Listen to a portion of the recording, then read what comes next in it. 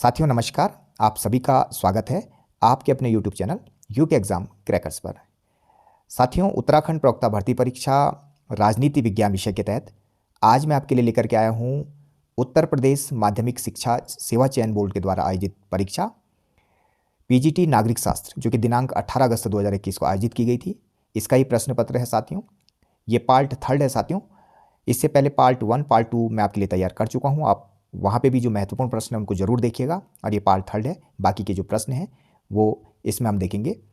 ये सभी प्रश्न काफ़ी इंपॉर्टेंट है साथियों, तो आप इन सभी प्रश्नों को अवश्य देखिएगा। और ये पूरा जो प्रश्न पत्र एक प्रैक्टिस सेट के तौर पर हम तैयार कर रहे हैं, ठीक है। तो आप ज़रूर इन सभी प्रश्नों को देखिएगा, ये आपके लिए काफ़ी फायदेमंद होंगे। तो आइए साथियों शुरू करते हैं आज के इस महत्वपूर्ण वीडियो को। 91वां प्रश्न है साथियों, निम्नलिखित में से कौन निश्चित भूभाग को राज्य का एक आवश्यक तत्व नहीं मानता है? तो साथियों इसका जो सही आंसर है वो है ऑप्शन सी, जॉन सीले। जॉन सीले साथियों निश्चित भूभाग को राज्य का आवश्यक तत्व नहीं मानते हैं। साथियों आपको पता है कि राज्य के जो 4 तत्व हैं, जनसंख्या, निश्चित भूभाग, सरकार और संप्रभुता, ठीक है। संप्रभुता साथियों सबसे इंपॉर्टेंट ये राज्य का तत्व माना जाता है, ठीक है। और साथियों निश्चित भूभाग को राज्य का आवश्यक तत्व नहीं मानने वाले विद्वान कौन कौन हैं, ये भी आपको ध्यान रखना चाहिए। तो इसमें सीले, डुगवी, विलोबी, लिमोन, इनका नाम प्रमुख है, ठीक है।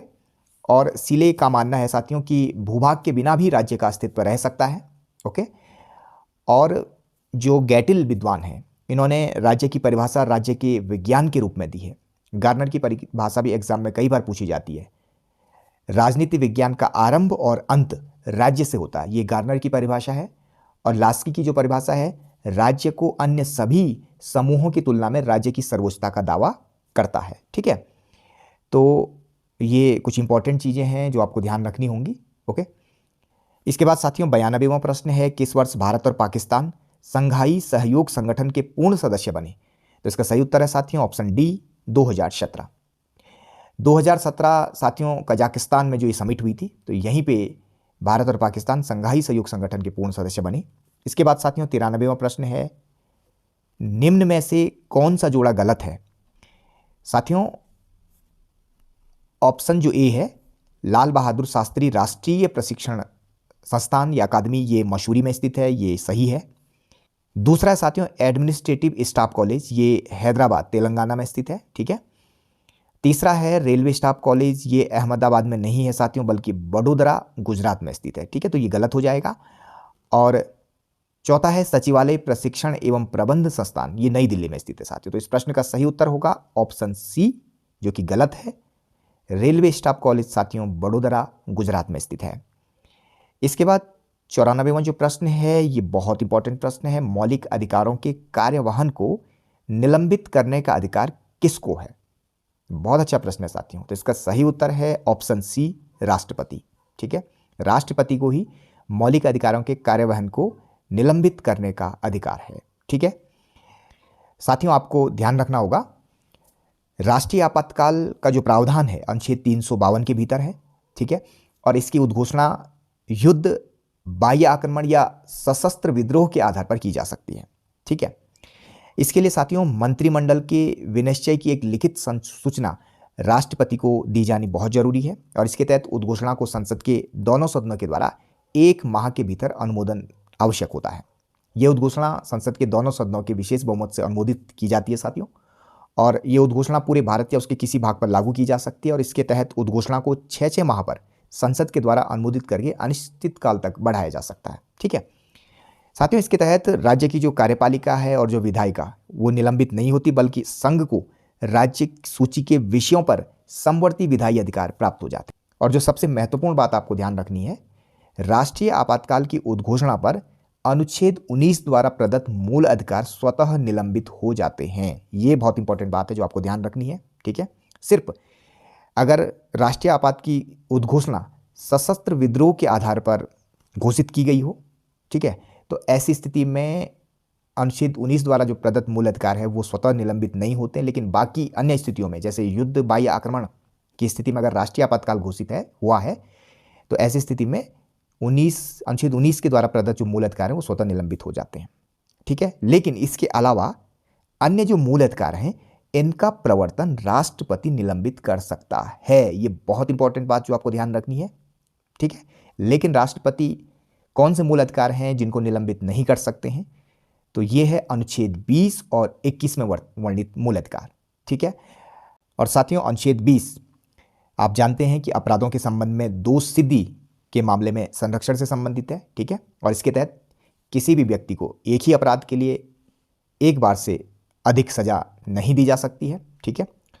दूसरा क्या है कि कोई भी कानून किसी भी कार्य को पिछली तारीख से अपराध घोषित नहीं कर सकता है। और तीसरा, किसी व्यक्ति को या जो अपराध का जो अभियुक्त जो व्यक्ति है उसको स्वयं अपने विरुद्ध साक्ष्य देने के लिए बाध्य नहीं किया जा सकता। और अनुच्छेद 21 में आप जानते हैं प्राण एवं दैहिक स्वतंत्रता का वर्णन है, ठीक है। तो ये अधिकार राष्ट्रीय आपातकाल की उद्घोषणा के समय भी निलंबित नहीं किए जा सकते हैं, ठीक है।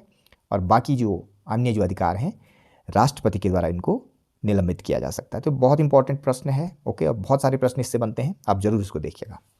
इसके बाद 95वां प्रश्न है साथियों, अभिप्रेरणा के द्विघटक विचारधारा की वकालत किसने की? इस प्रश्न का सही आंसर है साथियों ऑप्शन सी, हर्जबर्ग। साथियों, फ्रेडरिक हर्जबर्ग का प्रेरणा का द्विकारक सिद्धांत प्रेरणा हाइजीन सिद्धांत या प्रेरणा रक्षण सिद्धांत के नाम से भी जाना जाता है, ठीक है। और इनकी दो लोकप्रिय पुस्तकें भी हैं जो आप नोट करना चाहे तो नोट कर लें। पहली है द मोटिवेशन टू वर्क 1959 की, और दूसरी है work and the nature of man 1966। तो काफ़ी इंपॉर्टेंट है, ठीक है। और साथियों, अब्राहम मास्लो ने अपने क्लासिकीय जो शोध पत्र है ए थ्योरी ऑफ ह्यूमन मोटिवेशन 1943 में मानव प्रेरणा का आवश्यकता पदानुक्रम सिद्धांत का प्रतिपादन किया। और साथियों, इनकी जो लोकप्रिय पुस्तक है मोटिवेशन एंड पर्सनैलिटी 1954 में प्रकाशित हुई थी। इसके अलावा साथियों, आप नोट करना चाहें जरूर नोट करें, मैकग्रेगर, डगलस मैकग्रेगर का एक्स तथा वाई सिद्धांत है, ठीक है। और इनकी पुस्तक भी आप नोट कर लें साथियों। इनकी जो अपनी पुस्तक है the human side of enterprise, ठीक है, the human side of enterprise 1960, इसमें इन्होंने प्रेरणा के अपने इस सिद्धांत का प्रतिपादन किया है जिसे एक्स वाई सिद्धांत के नाम से जाना जाता है, ठीक है। इसके अलावा और भी आप नोट करें, विलियम आउची और एल्फ्रेड जीगर, इनका जेड सिद्धांत है अभिप्रेरणा का। इसके अतिरिक्त लिकल्ड की प्रबंध पद्धति विचारधारा है, तो इसका भी आप ध्यान रखें, ठीक है। लिकल्ट की प्रबंध पद्धति विचारधारा है, ठीक है। और रेंसिस लिकल्ट ने साथियों 4 प्रकार की प्रबंध पद्धतियां बताई हैं। पहला स्वार्थी सर्वसत्ताधारी, ठीक है। दूसरा हितैषी सर्वसत्ताधारी, तीसरा परामर्शीय, और चौथा सहभागी, ठीक है।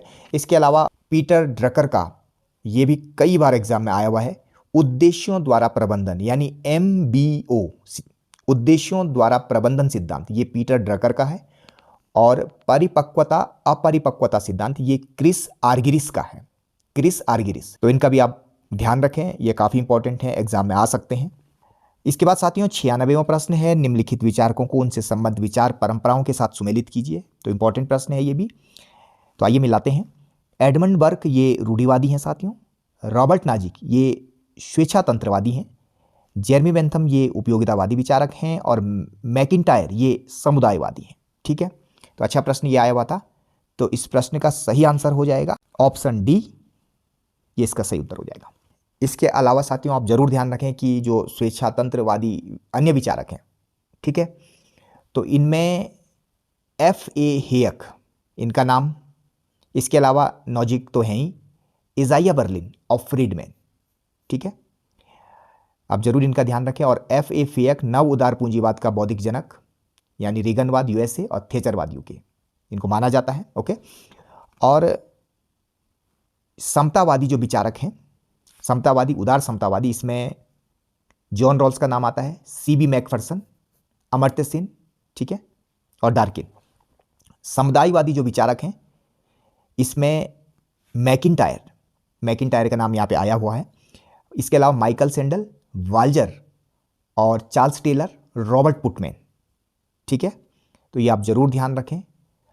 और अगर आप ध्यान रखना चाहें तो जो परंपरागत उदारवादी या नकारात्मक उदारवादी है, इसमें John Locke, J.S. Mill, Adam Smith, David Ricardo, Malthus, Herbert Spencer, Thomas Paine, तो इनका नाम प्रमुख है, ओके। और ये सभी व्यक्तिवाद, व्यक्ति की विवेकशीलता, आबाद स्वतंत्रता, रात्रि प्रहरी राज्य और लेजे फेयर यानी अहस्तक्षेप में विश्वास करते हैं, ठीक है, यानी राज्य को व्यक्ति के कार्यों में न्यूनतम हस्तक्षेप का ही समर्थन करते हैं और व्यक्ति की स्वतंत्रता पर विशेष बल देते हैं। इसके बाद साथियों 97वां प्रश्न है, मार्टिन कैपलॉन के अनुसार शक्ति संतुलन व्यवस्था की सर्वाधिक संभावित परिणति होगी। ठीक है, तो ये प्रश्न भी काफी इंपॉर्टेंट है। तो इसका सही उत्तर है ऑप्शन सी, द्विध्रुवीय व्यवस्था। ठीक है, तो साथियों कैपलॉन के अनुसार शक्ति संतुलन व्यवस्था की सर्वाधिक संभावित जो परिणति है वो द्विध्रुवीय व्यवस्था के रूप में देखने को मिलेगी। ठीक है, और द्विध्रुवीय व्यवस्था जिसके दो रूप होंगे, शिथिल व कठोर, यानी शिथिल द्विध्रुवीय जो व्यवस्था है इसमें विश्व दो ध्रुवों में विभाजित होगा, लेकिन विभाजन शिथिल होगा या कमजोर होगा। लेकिन जो कठोर द्विध्रुवीय व्यवस्था है, ठीक है, इसमें गैर गुटीय जो कर्ता हैं उनकी भूमिका समाप्त हो जाएगी। जैसे स्टालिन का दो ध्रुवों का सिद्धांत है, यानी या तो आप हमारे साथ और अगर ऐसा नहीं है तो आप हमारे शत्रु हैं। और इसमें साथियों कूटनीति, संवाद, सुलह, मध्यस्थता के लिए कोई स्थान नहीं है। ओके साथियों, आपको ये बात जरूर ध्यान रखनी होगी कि मार्टिन कैपलॉन ने अंतर्राष्ट्रीय राजनीतिक जो पद्धति है, ठीक है, या जो व्यवस्था है, इसमें 6 प्रतिमानों की इन्होंने कल्पना की है। पहला है शक्ति संतुलन व्यवस्था, दूसरा शिथिल द्विध्रुवीय व्यवस्था, तीसरा दृढ़ द्विध्रुवीय व्यवस्था यानी कठोर द्विध्रुवीय व्यवस्था भी आप इसको कह सकते हैं, चौथा विश्वव्यापी अंतर्राष्ट्रीय व्यवस्था, ओके, पांचवा सोपानीय अंतर्राष्ट्रीय व्यवस्था, और छठा है इकाई वीटो अंतर्राष्ट्रीय व्यवस्था। तो जरूर आप इसको भी ध्यान रखें। इसके बाद है 98वां प्रश्न, यह आसान प्रश्न है, रिपब्लिक राजनीति पर लिखा गया ग्रंथ होने के बजाय शिक्षा शास्त्र पर लिखा गया समस्त युगों का सर्वोत्तम ग्रंथ है। ये टिप्पणी रूसो की है। ठीक है, इसके बाद 99वां प्रश्न है, जब वार्षिक केंद्रीय बजट लोकसभा के द्वारा पारित नहीं होता है तो इसका सही उत्तर है ऑप्शन डी, प्रधानमंत्री अपनी मंत्रिपरिषद का त्यागपत्र प्रस्तुत करता है। ठीक है, यदि वार्षिक केंद्रीय बजट लोकसभा के द्वारा पारित नहीं होता है तो ऐसी स्थिति में प्रधानमंत्री अपनी मंत्रिपरिषद का त्यागपत्र प्रस्तुत करता है। साथियों, हमें पता होना चाहिए भारतीय संविधान का जो अनुच्छेद 75(3) है, जिसमें सामूहिक उत्तरदायित्व का जो सिद्धांत है, इसके अनुसार संपूर्ण मंत्रिपरिषद एक इकाई के रूप में कार्य करती है और सभी मंत्री एक दूसरे के कार्यों के लिए उत्तरदायी होते हैं। ओके, सामूहिक उत्तरदायित्व में यह भी जरूरी है साथियों कि यदि मंत्रिपरिषद कोई निर्णय ले तो सभी मंत्रियों को उसका समर्थन करना चाहिए। यदि कोई मंत्री उस निर्णय से असहमत है तो उसे त्यागपत्र दे देना चाहिए, क्योंकि मंत्रिपरिषद का सदस्य होते हुए वह उस प्रस्ताव के विरुद्ध मतदान नहीं कर सकता। ठीक है, और इसीलिए लॉर्ड मार्ले ने कहा भी है, मंत्रिपरिषद के सदस्य एक साथ तैरते हैं और एक साथ डूबते हैं। ठीक है, तो इसी संबंध में ये प्रश्न है कि अगर वार्षिक केंद्रीय बजट लोकसभा के द्वारा पारित नहीं होता है तो साथियों ऐसी स्थिति में प्रधानमंत्री अपनी जो मंत्रिपरिषद है उसका त्यागपत्र प्रस्तुत करता है। इसके बाद साथियों 100वां प्रश्न है, निम्नलिखित युगों में से कौन सा उत्तम शासन का सार है? तो उत्तम शासन का सार है साथियों ऑप्शन डी, पारदर्शी और जवाबदेह प्रशासन। इसके बाद साथियों 101वां प्रश्न है, निम्नलिखित में से कौन भाषा को राष्ट्रवाद के लिए सबसे महत्वपूर्ण कारक मानता है? तो इसका सही आंसर है साथियों उपयुक्त सभी। ठीक है, तो सभी मानते हैं। इसमें मैजिनी, फिक्टे, रेमजिम्योर, ये सभी भाषा को राष्ट्रवाद के विकास के लिए सबसे महत्वपूर्ण कारक मानते हैं। इसके बाद 102वां प्रश्न है साथियों, निम्नलिखित युग्मों में से कौन सा युग्म सुमेलित नहीं है? ऑप्शन ए है सत्य की संप्रभुता, M.K. गांधी, ये सही है। नव मानववाद साथियों, न्यू ह्यूमनिज्म यानी नव मानवतावाद या नव मानववाद, इससे जुड़े हैं M.N. रॉय, मानवेंद्र नाथ रॉय, तो ये गलत हो जाएगा। ठीक है, ऑप्शन सी है सर्वहारा की तानाशाही, लेनिन सही है। और ऑप्शन डी नव प्रजातंत्र, माओ त्से-तुंग, तो ये भी सही है। ठीक है, तो इसका सही उत्तर होगा ऑप्शन बी, ये गलत है। ठीक है, नव मानववाद से जुड़े हैं कौन? M.N. रॉय। 103वां प्रश्न है, किस देश की संसद को संसदों की जननी कहा जाता है? ठीक है, तो इसका सही उत्तर है ऑप्शन ए, ब्रिटेन। साथियों, संसदों की जननी ब्रिटेन की संसद को कहा जाता है। ठीक है, और इसके विकास और जन्म का कारण लोकतंत्र को माना जाता है। ठीक है, आपको यह भी ध्यान रखना होगा कि संसद यानी पार्लियामेंट शब्द, ध्यान दें, पार्लियामेंट शब्द फ्रेंच शब्द पार्लर से बना है। ठीक है, और पार्लर यानी बोलना या बातचीत करना। ठीक है। तो इस प्रकार पार्लियामेंट उन व्यक्तियों की संस्था है जो बातचीत करने के लिए एकत्रित हुए हैं, ठीक है। ब्रिटेन की जो संसद है साथियों, ये विश्व की सबसे शक्तिशाली संसद है। और आप जानते हैं कि ब्रिटेन में जो वहाँ की न्यायपालिका है, ठीक है, जो वहाँ की शीर्षस्थ अदालत है, उसको न्यायिक पुनरावलोकन का अधिकार प्राप्त नहीं है, ठीक है। इसीलिए डी लामे ने कहा है कि जो ब्रिटेन की संसद है, स्त्री को पुरुष व पुरुष को स्त्री बनाने को छोड़ सब कुछ कर सकती है। इसीलिए ब्रिटेन की संसद को सबसे शक्तिशाली संसद कहा जाता है, ठीक है। यानी इस संसद के द्वारा पारित जो भी कानून है वो अंतिम है, वो सर्वमान्य है, ठीक है। बाकी यहाँ पर न्यायपालिका को न्यायिक पुनरावलोकन का अधिकार प्राप्त नहीं है। इसके बाद साथियों 104वां प्रश्न है, ये भी इंपॉर्टेंट प्रश्न है, नेतृत्व के गुणमूलक दृष्टिकोण के प्रणेता हैं।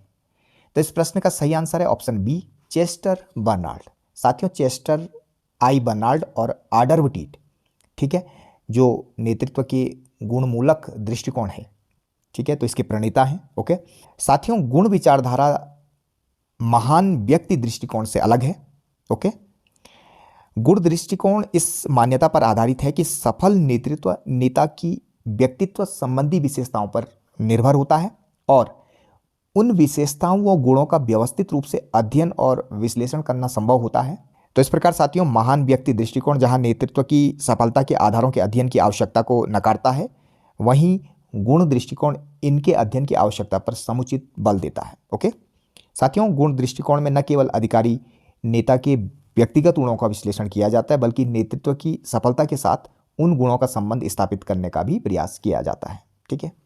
इसके अलावा साथियों आप जरूर ध्यान रखें कि नेतृत्व व्यवहार दृष्टिकोण जो है, ठीक है, तो ये 1958 में दिया गया था, 1973 में संशोधित इसको किया गया था रॉबर्ट टेनेनबॉम व वॉरेन स्मिथ के द्वारा, ठीक है।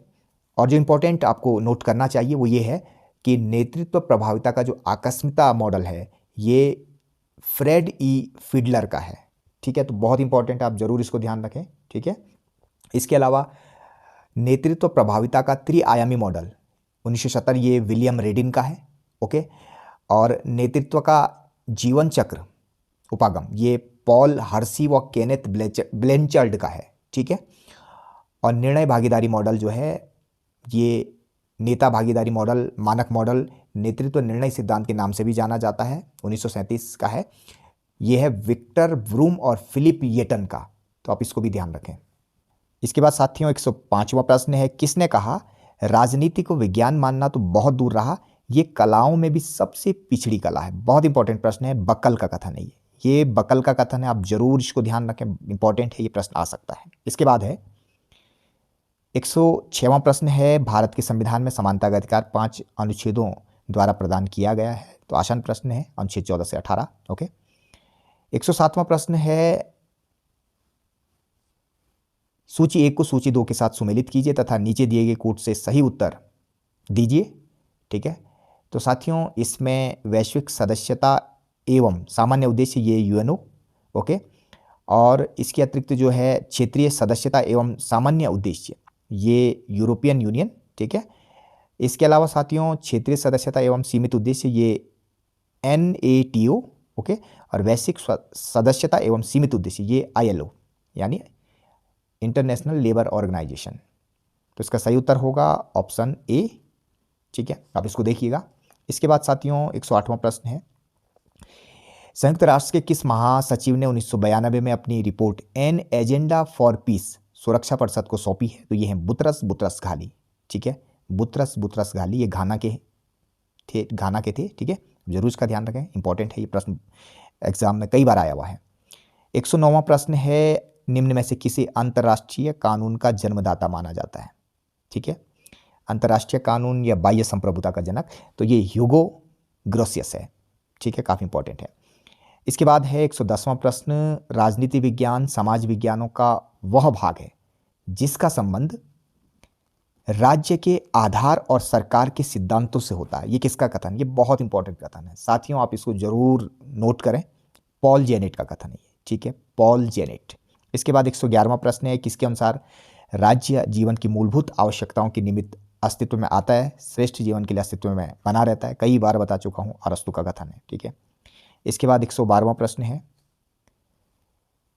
राज्यपाल एक अध्यादेश जारी कर सकता है, ठीक है, तो राज्यपाल कब अध्यादेश जारी कर सकते हैं? जब कभी भी राज्य विधानमंडल का सत्र जारी ना हो और राज्यपाल संतुष्ट हो कि तुरंत कार्य करने की आवश्यकता है। ठीक है, और किस अनुच्छेद के अंतर्गत ये प्रावधान है? राज्यपाल अध्यादेश जारी कर सकते हैं अनुच्छेद 213, अनुच्छेद 213।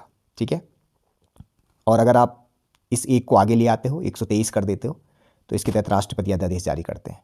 213 के तहत राज्यपाल और 123 के तहत राष्ट्रपति। इसके बाद साथियों 113वां प्रश्न है, हुआर आयोग ने निम्न में से किस पर आधारित संगठन के निर्माण की सिफारिश की थी? ठीक है, तो साथियों इसका सही उत्तर है ऑप्शन ए, प्रयोजन। ठीक है, प्रयोजन। तो हुआर आयोग ने प्रयोजन के आधार पर संगठन के निर्माण की सिफारिश की थी। ठीक है, विभागीय संगठन के 4 आधार साथियों मैं पहले भी आपको बता चुका हूं। 4P कौन से हैं? पर्पज, ठीक है, ये इसमें सभी आए हुए हैं। पर्पज है, प्लेस है, पर्सन है और प्रोसेस। ठीक है, तो जरूर ध्यान रखें, काफी इंपॉर्टेंट है। इसके बाद साथियों 114वां प्रश्न है, कौन सा देश सेंटो का एक सदस्य नहीं है? ठीक है, तो इसका सही उत्तर है यूएसए। यूएसए सेंटो का सदस्य नहीं है। ठीक है, इसके बाद 115वां प्रश्न है, यदि भारत के राष्ट्रपति को अपना त्याग पत्र या पद त्यागना हो तो उसे पद त्याग का अपना पत्र संबोधित करना चाहिए किसे? तो उपराष्ट्रपति को। ठीक है, आसान प्रश्न है, आप इसको जरूर देखिए। 116वां प्रश्न है, सामूहिक सुरक्षा व्यवस्था अनुमति नहीं देती है। ठीक है, तो सामूहिक सुरक्षा व्यवस्था साथियों तटस्थता की अनुमति नहीं देती है। ठीक है, ये भी इंपॉर्टेंट है। इसके बाद है 117वां प्रश्न, किसने कहा था ईश्वर जिसने हमें जीवन दिया, ठीक है, उसी के साथ हमें स्वतंत्रता भी दी है? तो ये जेफरसन का कथन है। ठीक है, ये जेफरसन का कथन है, बहुत इंपॉर्टेंट है। ये भी एग्जाम में कई बार रिपीट हो चुका है। मुझे लगता है कि ये कहीं लेक्चरर परीक्षा में भी आया हुआ था, उत्तराखंड लेक्चरर परीक्षा में, आप जरूर देखिएगा। इसके बाद 118वां प्रश्न है, एक वित्त विधेयक किसकी सिफारिश के बिना विधानसभा में प्रस्तुत नहीं किया जा सकता है? तो राज्यपाल की सिफारिश के बिना विधानसभा में प्रस्तुत नहीं किया जा सकता है। ठीक है, ठीक उसी प्रकार धन विधेयक राष्ट्रपति की सिफारिश के बिना या पूर्व अनुमति के बिना लोकसभा में प्रस्तुत नहीं किया जा सकता। ठीक है, और राज्यों में जो वित्त विधेयक है वो राज्यपाल की सिफारिश के बिना विधानसभा में प्रस्तुत नहीं किया जा सकता। 119वां प्रश्न है, निम्नलिखित में से संयुक्त राष्ट्र का कौन सा अंग अंतर्राष्ट्रीय शांति एवं सुरक्षा के लिए जिम्मेदार है? तो देखिए, दुनिया का पुलिसमैन कहा जाने वाला ये अंग है सुरक्षा परिषद। ठीक है, इसको संयुक्त राष्ट्र संघ का सुरक्षा वॉल्व के रूप में भी इसको जाना जाता है। इसके बाद साथियों 120वां प्रश्न है, भारत का सर्वोच्च न्यायालय मुख्य न्यायमूर्ति और अन्य कितने न्यायाधीशों से मिलकर बनता है? ठीक है, तो करंटली अगर हम देखें तो अभी मुख्य न्यायाधीश समेत कुल 33 न्यायाधीश हैं। ठीक है, इसके बाद 121वां प्रश्न है, भारतीय संविधान के किस अनुच्छेद के अंतर्गत सर्वोच्च न्यायालय को अपने निर्णय तथा आदेश के पुनरीक्षण की शक्ति प्राप्त है? तो अनुच्छेद 137। ठीक है, साथियों आप जरूर ध्यान रखें, ये बहुत इंपॉर्टेंट आपके लिए रहेगा। ठीक है, पुनरावलोकन का जो क्षेत्राधिकार है, ठीक है, सर्वोच्च न्यायालय का जो पुनरावलोकन का क्षेत्राधिकार है और जो न्यायिक पुनरावलोकन है, इसमें बहुत अंतर है। ठीक है, देखिए पुनरावलोकन में क्या होता है, ये अनुच्छेद 137 में वर्णित है। इसके तहत सर्वोच्च न्यायालय को अपने निर्णयों या आदेशों के पुनरावलोकन का अधिकार है। ठीक है, और इसके तहत सर्वोच्च न्यायालय अपने पूर्व निर्णयों में परिवर्तन कर सकता है जब सर्वोच्च न्यायालय को यह संदेह हो कि उसके द्वारा दिए गए निर्णय में किसी पक्ष के प्रति न्याय नहीं हुआ है। ठीक है, या उस विवाद के संबंध में कोई नवीन तथ्य अगर प्रकाश में आए हों अथवा कोई अन्य पर्याप्त कारण हो, तब ऐसा किया जा सकता है। लेकिन जो न्यायिक पुनरावलोकन है, न्यायिक पुनरावलोकन का तात्पर्य सर्वोच्च न्यायालय द्वारा संविधान तथा उसकी सर्वोच्चता की रक्षा करने की व्यवस्था से इसका तात्पर्य है। ठीक है, और यदि इसके तहत यदि संघीय या राज्य विधानमंडलों द्वारा संविधान का अतिक्रमण किया जाता है या अपनी निश्चित सीमाओं के बाहर कानूनों का निर्माण किया जाता है साथियों, या मौलिक अधिकारों के विरुद्ध कानूनों का निर्माण किया जाता है, तो ऐसी प्रत्येक विधि को सर्वोच्च न्यायालय असंवैधानिक घोषित कर सकता है। तो सर्वोच्च न्यायालय की इसी शक्ति को न्यायिक पुनरावलोकन की शक्ति कहा जाता है। ओके, इसलिए न्यायिक पुनरावलोकन की शक्ति का तात्पर्य है साथियों कानूनों की संवैधानिकता के परीक्षण की शक्ति।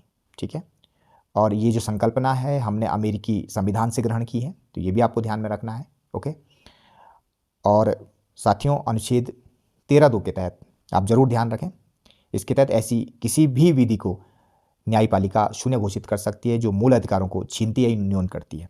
ठीक है, और ये अधिकार सर्वोच्च और उच्च न्यायालय दोनों को प्राप्त है। इसके बाद साथियों 122वां प्रश्न है, सूची प्रणाली के अंतर्गत प्रत्येक मतदाता, तो इसका सही उत्तर ऑप्शन ए, एक पूरी सूची को अपना मत देता है। इसके बाद 123वां प्रश्न है, निम्न में से किसने पंथ निरपेक्षता का आशय सभी धर्मों को राज्य द्वारा समान संरक्षण बतलाया है? तो इसका आंसर है ऑप्शन डी, जवाहरलाल नेहरू जी। 124वां प्रश्न, प्लेटो ने निम्नलिखित पुस्तकों में किसमें मिश्रित संविधान की अवधारणा का उल्लेख किया है? तो मैं प्लेटो वाले टॉपिक में आपको बता चुका हूं, ठीक है। तो इसका सही उत्तर है option B, the laws. The laws में प्लेटो ने मिश्रित संविधान की जो अवधारणा है वो प्रस्तुत की है। और अंतिम प्रश्न है 125वां प्रश्न, किसने कहा था कि राज्य की नीति निर्देशक तत्व एक ऐसे चेक की तरह है जिनका भुगतान बैंक की सुविधा पर निर्भर है? तो इसका उत्तर है साथियों option D, K.T.. Shah. Important है। तो इस प्रकार साथियों महत्वपूर्ण प्रश्न, और अब जरूर ध्यान रखें जो नीति निर्देशक सिद्धांत हैं इनका वर्णन भारतीय संविधान के भाग 4 को अनुच्छेद 36 से 51 के भीतर है, ठीक है। तो नीति निर्देशक सिद्धांतों के बारे में भी हम अच्छे से देखेंगे, ओके। तो फिलहाल ये प्रश्न हैं, ये संपूर्ण पेपर था, ठीक है। तो आप पार्ट 1, 2 को भी देखिएगा, उसमें भी काफ़ी प्रश्न ऐसे हैं जो आपको तैयारी में हेल्प कर सकते हैं। आप सभी प्रश्नों को अवश्य देखिएगा। Thanks for watching.